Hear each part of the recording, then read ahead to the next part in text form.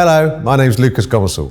I'm the specialist for London and the South East in the motorcar department for H&H Classics. You joined me here on the day after our inaugural Kelham Hall auction here in the delightful climate of Newark Nottinghamshire. It's been a great sale for us and we've managed to showcase to the world some very interesting lots and get them sold.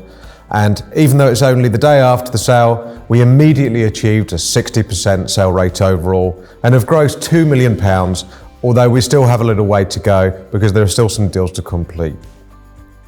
In total, we got around 700 bidders and they came from all over the globe: Australia, Holland, the Czech Republic, Canada, USA, Belgium, Hong Kong, Switzerland, UAE and Malta. However, it was one of our best attended auctions in person for a long time, and it was great to see a lot of familiar faces and new faces in the sale room itself. Some highlights of the sale included what for many will be the star lot, the 1963 Mercedes-Benz 300 SL Roadster. And in total, including the buyer's premium, it sold for over £745,000. Another highlight was the Bentley S1 Continental Parkward drop-head coupe adaptation. Although the price is undisclosed, it did do very well on the day. One that was disclosed, however, and again from the Bentley Rolls-Royce family, was a Rolls-Royce Corniche 5, which is a very rare motor car, and that achieved over £68,000 in total. Going for a more modern, sort of hypercar, but in supercar money range, was a very interesting and very rare Chevrolet Corvette Z06 from the C7 model period. And that sold for over £63,000. Proving that there is still great interest in some of the older classics out there, and especially for fine examples. We had a wonderful example of a Mark II Jaguar that was done to fast road specification, and I think for many they did agree that the condition was simply phenomenal. And that sold for over £60,000, a great highlight. And it's the second car that H&H have sold this year, a Mark II, which has achieved a great result like that. Going back to Rolls-Royces, we had a Rolls-Royce Phantom 6. Again, we've had a bit of a good period on these cars, most of them sold by my colleague Paul Cheetham, and that particular one that we had in this sale sold for over £57,000.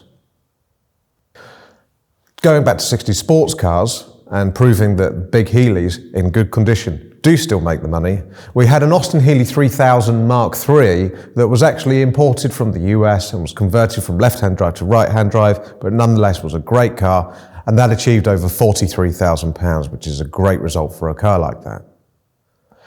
We haven't forgotten pre-war, and what was entered from the Deering collection was the Derby Bentley 4¼ Parkward Saloon.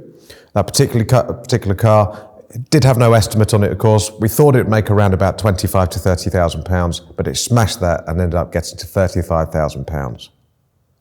Another fantastic pre-war result, because of course H&H does love a bit of pre-war, was a Lagonda 1680 Tourer, which was owned by the late Brian Saville.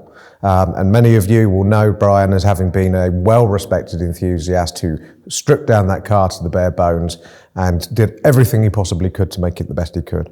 We've not disclosed the price on that, but I promise you, it did very well indeed. An interesting car, and what went to a younger buyer in the UK, was a Ferrari 308 GT4. It was a very stunning example and came from a deceased estate, the same deceased estate that the Corvette Z06 was, and that achieved over £50,000, which is a remarkable result in today's market and proves that there's still strong interest for the Italian marque. And those, I think, will continue to go up and up and up, so you really need to jump on it. In fact, we still have a 208 GT4 available, so if you're looking for one, please get in touch. We also had a BMW E9, and of course BMWs and Mercedes nowadays are simply so desirable, and that particular car made over £55,000.